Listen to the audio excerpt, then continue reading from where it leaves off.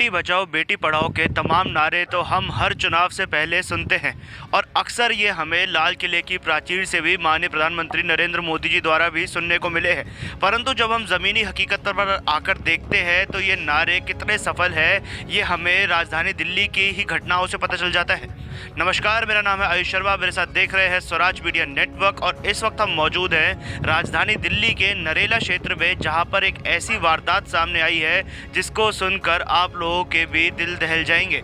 आपको बता दें कि एक 14 वर्षीय नाबालिग लड़की के साथ इस प्रकार से बर्बरता की जाती है। पहले उस बच्ची के साथ दुष्कर्म किया जाता है और उसके बाद उसके ही प्लाजो से उसका गला घोंटकर उसे मार दिया जाता है। जी हाँ, ये घटना आ रही है इस वक्त नरेला से।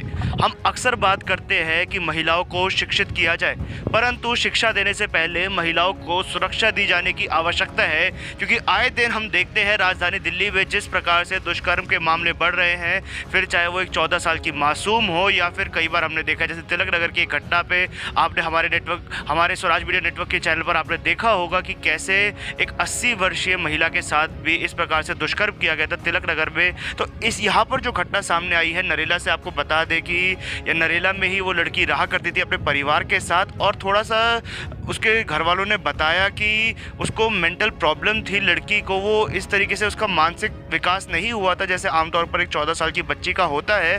तो उसको बहला फुसलाकर 2 लोग जिनका नाम सुनील और सचिन बताया जा रहा है, वो उसको अपने साथ एक कमरे में लेके जाते बताया जा रहा है कि बंद दुकान में उसको लेकर गए थे, जहाँ पर पहले वो दोनों उसके साथ सामूहिक दुष्कर्म करते हैं और उसके बाद उसके ही प्लाजो से उसका गला घोंटकर उसको मौत के घाट उतार देते हैं। इस घटना के बाद परिवार बहुत ज़्यादा गमगीन है। आपको बता दें घटना 12 फरवरी की थी जब लड़की अपने घर से लापता हो गई। उसके बाद घर वालों ने उसे ढूंढने की तमाम कोशिशें की, परंतु जब अपने स्तर पर मेहनत करने के बाद परिवार उसे नहीं ढूंढ पाया तो उसके बाद 15 फरवरी को FIR दर्ज कराई जाती है, जिसके बाद पुलिस मामले का संज्ञान लेती है। पुलिस तुरंत हरकत में आती है और जो क्षेत्र में जहां पर बताया गया था कि लड़की लापता हुई वहां के CCTV फुटेज खंगाले जाते हैं। इसी बीच में एक व्यक्ति जिनका नाम अभी हमने गुप्त रखा हुआ है, उन्होंने अपनी दुकान से बदबू आने की शिकायत की थी, जिसके बाद जब पुलिस उनकी दुकान पर आती है तो देखती है कि गोबर के उपले हैं, उनके नीचे किसी का शव पड़ा हुआ है।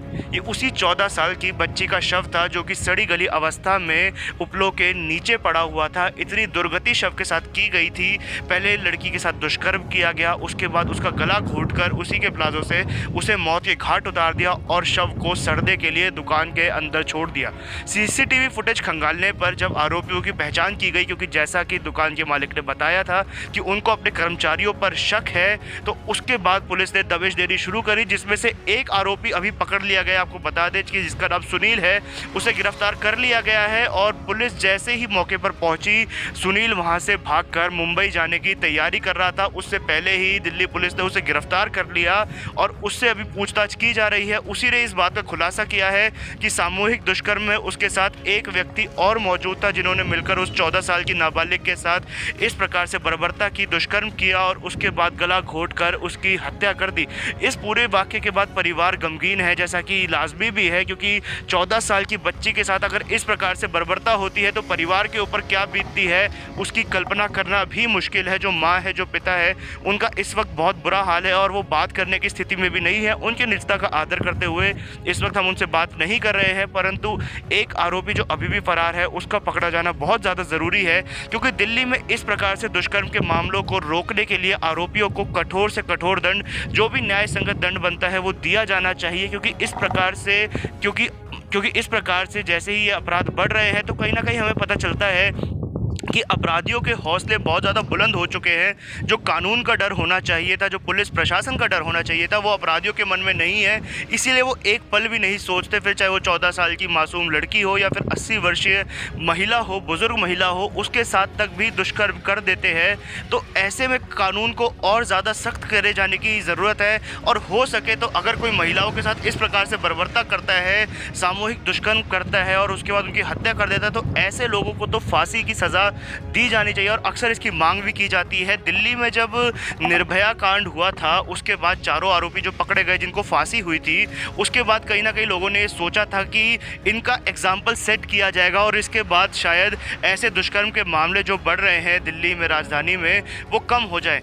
परंतु ये मामले कम नहीं हो रहे थे। उसके बाद भी हमने देखा कि लगातार इस प्रकार से दुष्कर्म के मामले बढ़ते जा रहे हैं राजधानी दिल्ली में। तो प्रशासन की भी बड़ी जिम्मेदारी बनती है, पुलिस की भी जिम्मेदारी बनती है कि कानून व्यवस्था को फिर से मेंटेन किया जाए। जो कानून का डर अपराधियों के मन में होना चाहिए था उसको फिर से बनाया जाए, ताकि इस प्रकार के जो अपराध हो रहे हैं राजधानी में इनको रोका जा सके। कि जैसी ही ये घटना नरेला से आई है, ऐसे ही दिल्ली में तमाम इलाकों से भी घटनाएं आती हैं जहां पर महिलाओं के साथ दुष्कर्म किया जाता है। हालांकि कई घटनाओं में हम देखते हैं कि पुलिस के पास कंप्लेंट भी नहीं की जाती, क्योंकि परिवार को इज्जत का डर होता है। परिवार ये कहता है कि उनकी इज्जत खराब हो जाएगी अगर इस प्रकार से कंप्लेंट की गई, तो परिवार सामने नहीं आना चाहता, तो कई मामले वहीं पर दब जाते हैं। परंतु जो मामले रजिस्टर भी होते हैं, जिनकी पुलिस कंप्लेंट की जाती है, उनकी भी संख्या इतनी ज़्यादा है कि अपने आप में ही चिंता का विषय है।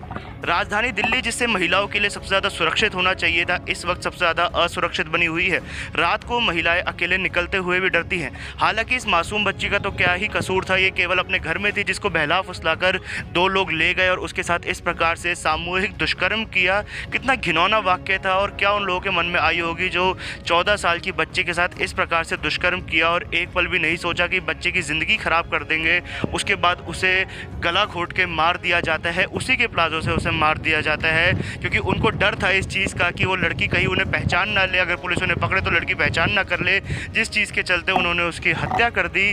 और कितना घिनौना कार्य ये था, कितने आपराधिक मानसिकता के वो लोग थे जिन्होंने इस प्रकार से कार्य किया। तो पुलिस को, प्रशासन को सख्त कार्रवाई करनी चाहिए, दूसरे आरोपी को भी पकड़ा जाना चाहिए और केस इतना मजबूत बनाना चाहिए कि कठोर से कठोर दंड दोनों अपराधियों को दिया जा सके।